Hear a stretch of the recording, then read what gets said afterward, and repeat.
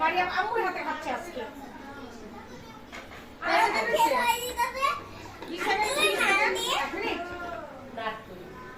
ওকে, তাহলে আমি খাই, তোমরা চুপ থাকো।